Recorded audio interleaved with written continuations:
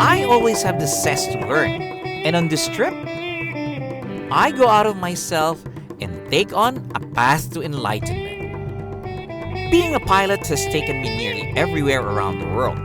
But if there are a few places I keep coming back to, one of them would be the region of Rajasthan. After a much enjoyable week spent with some friends in Delhi, I had some free time to spare for myself. It's been a while since I've been on a trip with no business or flying commitments and no friends to visit. I decided to embark on a search for the so-called Fountain of Youth. This time, I had my eyes set on one place in particular. Udaipur is home to the lake palaces and exotic temples. Join me for a first-hand experience as I visit these places.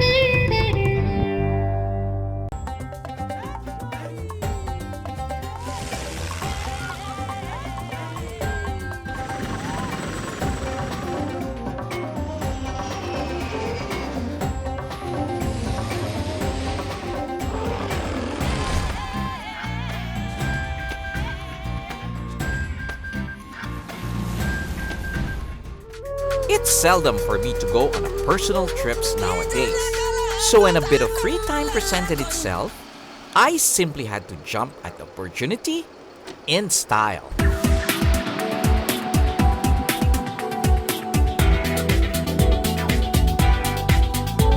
My journey starts at the Oberoi Uday Villas, a heritage site that gets you close to living like a Maharaja.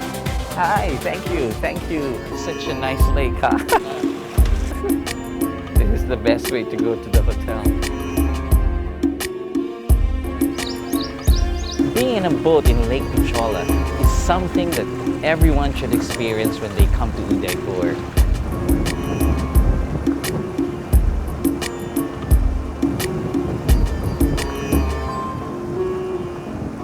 Feels so nice and peaceful out here, huh?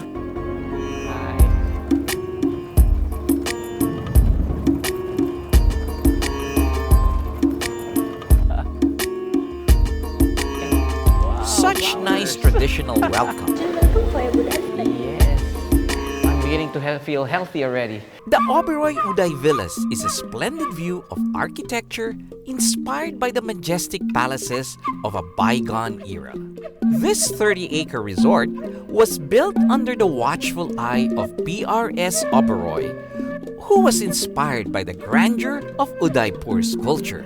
So he abided by the premise of preserving and continuing the Mewari traditions in all aspects. A huge part of Udaipur's culture of entertainment was staging animal fights. Just within the walls lie an actual spot where tiger and wild boar duels were held back then. It's now placed under the care of a man named Roop Singh, and I was lucky enough to catch him on his free time. This was a wonderful spot from where Maharaja used to see the fight between the tiger and the wild boars. And I hope, yes, of course, and he would be able to explain you much better than me because he has saw it by his own eyes. The real Maharaja was still alive.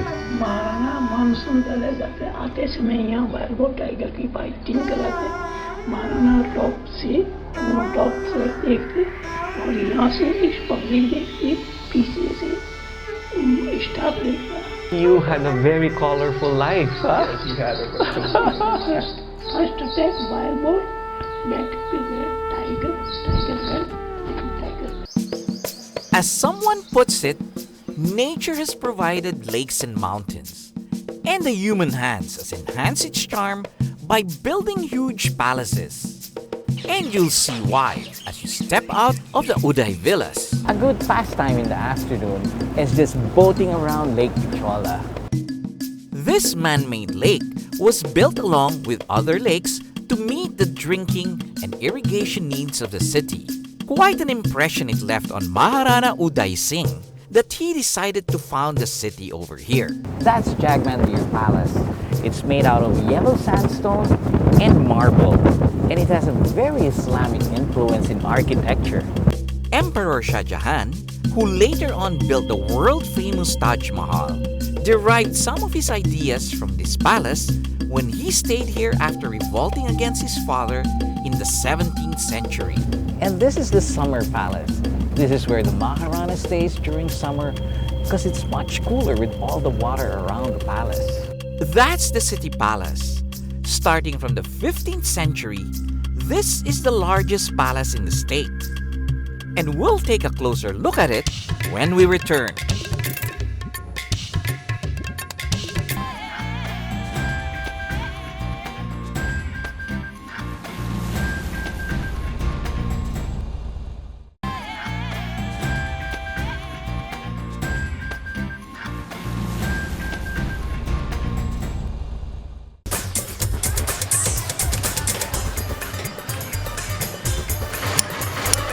The land of Rajasthan has attracted all kinds of travelers, and the history of Udaipur is among the reasons behind its many draws. On my first full day here, I made sure to hit City Palace for some historical digest.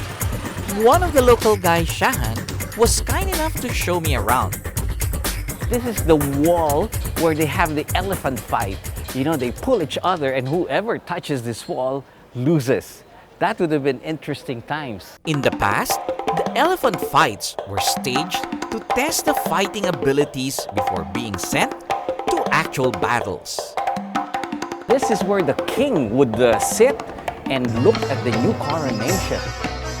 Interestingly, the present king of Udaipur, Sriji Arvind Singh Mewar, still lives in a part of this palace until today.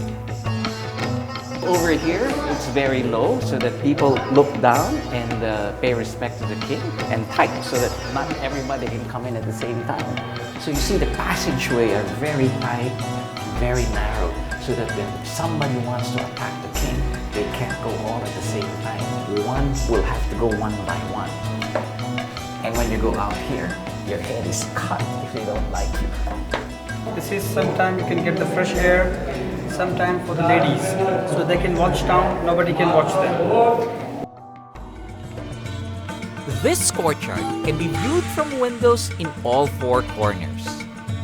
In the olden times, they had an interesting way. Indian post office, the cage for carrier pigeons, because olden times in India we send message by pigeon. That's right. So now we are using email, but those days they are using female. Female pigeon. Female pigeon. Pigeon mail. And small for the birds.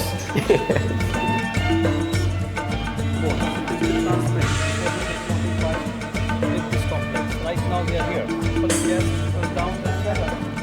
And look at the gold sun from here. Guess what? The Maharanas and I actually have something in common. Yes. The Maharaja likes horses. I like horses too. Udaipur, the symbol is horse, elephant is Jaipur, camel in desert, like Jodhpur, Jaisalmer, Bikaner. So horse from Udaipur, elephant from Jaipur, Jodhpur, Jaisalmer, Bikaner, you can find camel there. Yeah. And over here, they never really talk about sex outside, but in the temples they do. And this is where they learn the Kama Sutra and different positions and how to be intimate with one another. The architecture consists of medieval European and Chinese influences. This is the old town of Udaipur. Fantastic view, isn't it? And they have nice artworks to go with. My personal favorite, the miniature paintings. So a recommendation came in the form of visiting a miniature painting shop. Miniature paintings are a famous local craft that depict the city's past and present way of life. Disappear into any corner and you'll find a shop with a myriad of this artwork made on silk, marbles, woods, and a synthetic material, a replacement for the now prohibited ivory produce. Be warned though, if you're ready to buy, also be prepared to haggle. Much to my wallet and heart's content, I got a good bargain out of it. Okay, makes me 210. Finish.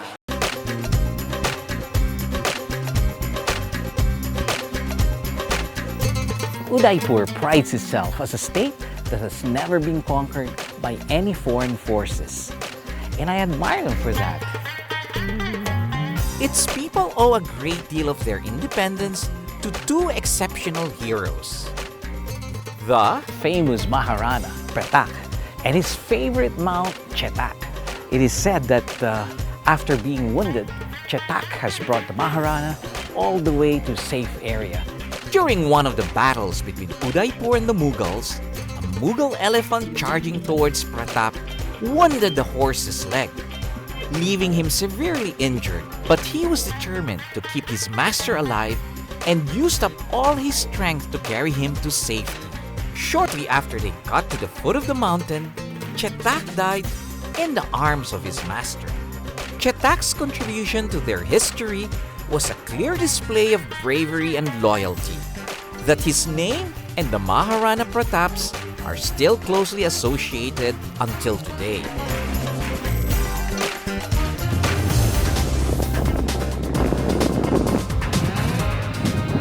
This is the Fateh Sagar Lake, and over there is the Udaipur Solar Observatory. Due to its geographical location, this observatory experiences a maximum number of cloudless skies, enabling them to take sharper images of the sun. And the Fateh Sagar Lake was built such that the spillway discharges flood flow during the monsoon seasons. Before they could even drag me to dive into the water with them, I managed to escape.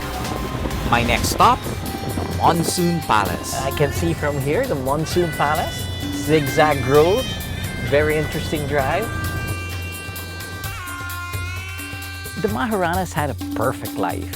During summer, they would stay by the lake where the water cooled the area. And during winter, they stayed by the city palace right on the mainland. But during the monsoon season, they would stay in the Monsoon Palace, which is right up here in the mountain. A distinct feature about this palace is how it's structured to gather rainwater from an underground well for its residents. As the name suggests, it was used to watch the progress of the monsoon clouds. If you remember the movie of James Bond, Octopussy, this was the actual site of that casino scene. Unfortunately, I just feel like James Bond, but I don't look a bit like him. Yes, I can dream, can I? Aside from keeping watch of the changing seasons, this palace has also witnessed some of the town's most historical events. From the Monsoon Palace, I could actually see the valley where the Maharana Pratap fought with the invading Mughals. This being a favorite getaway for the kings of Mewar, it was often used as a resting place when they go hunting down there, as their wives took on from the top of the palace. Up next, I work hard to channel my inner Vishnu.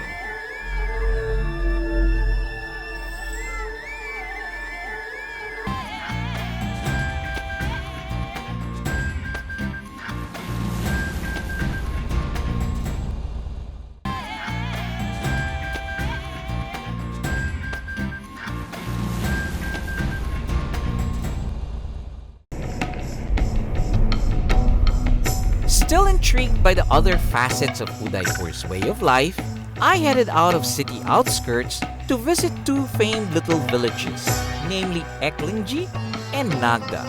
Always interesting going out of town, driving on the Indian roads. I see a lot of animals, whether it's camels, donkeys, and of course the driving will always be a challenge. This little village, located at the northwest of Udaipur, was founded in the 6th century by the 4th king of Mewar, Nagaditya. Located about 12 kilometers north of Udaipur, Eklingji offers a different kind of respite for the wandering traveler. The river is central to the village's daily life. And this is the Eklingji temple, which is a house of Shiva.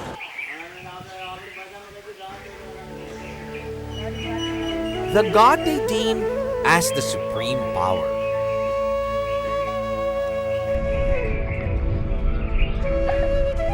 At the back of the temple a bygone era's way of life still exists.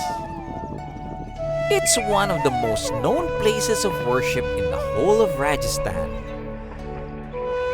Traces of attacks by the Mohammedans can be seen on some of its carved pillars that are made out of black marbles. I feel like I'm in a lost city here in India.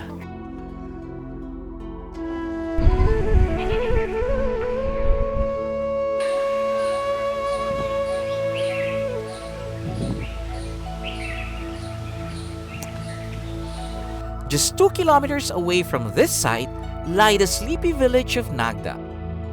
Nagda comprises many temples, but it is best known for a particular temple. This is the Sasbao temple. It's dedicated to Lord Vishnu and it's very well known for its intricate carvings. The term Sas and Bahu implies mother-in-law and daughter-in-law respectively. This temple dates back to the 10th century, when an Indian epic entitled Ramayana was imbibed into these carvings. It's divided in 2 main temples, and the bigger temple is surrounded by smaller shrines. The people of Udaipur are some of the most well-preserved community today, seemingly untouched by the pace of modern times, a refreshing sight from what I've seen in the rest of the world.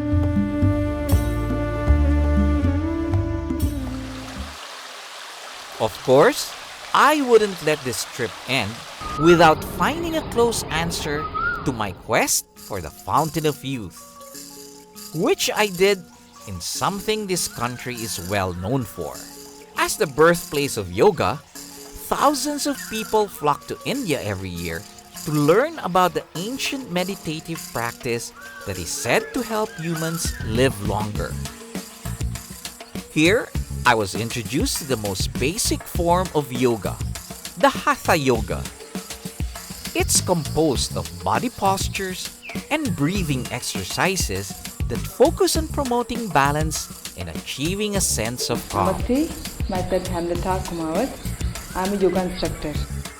Yoga was started by Patanjali. He's a very famous guru. Known as the father of yoga, Patanjali's work developed the understanding that more than just the physical exercise, yoga is about cultivating one's body, mind, and spiritual awareness into all aspects of one's life. I'll admit, some postures were just too challenging for me. But let me show you which ones I succeeded in and which ones, well, just watch. The first one is the corpse pose, often done at the beginning and end of a routine to help prepare and rest the mind and the body. Feeling its relaxing sensation as I look up to the Udaipur sky, I thought yoga was just a piece of cake. Well, it still was when I got to the sun salutation, a sequence of poses that thoroughly give our organs the massage and cleansing they so rightly deserve. In your spine, stretched and toned. This is usually done at the start to generate heat and flexibility into our bodies to avoid the risk of injury. Moving on to the next one, the half spinal twist.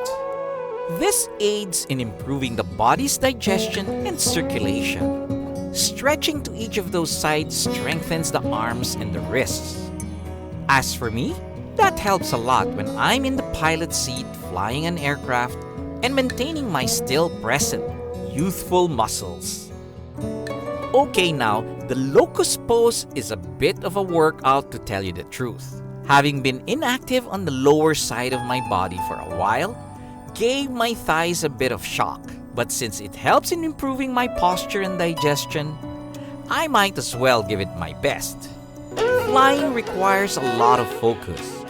The Lord Shiva's pose is exactly one to reinforce that in me, as I strive to stay on my balance by keeping my eyes locked on one point. But actually, all I could think of was when the day's heat would put itself to rest. In trying to stay balanced during the tree pose, I felt the tension race through my ankles, my leg muscles, my back, and my chest. That was tough. But hey, that revealed what my body at this age is still capable of. And with a child's pose, all this talk about balance and concentration ended with my hips, thighs, and ankles all finely stretched. After that, things went downhill. This session undoubtedly demanded a lot from me, but I also gained a new understanding of my inner strength, the general attitude towards health, joy, and curiosity. That makes it all worthwhile.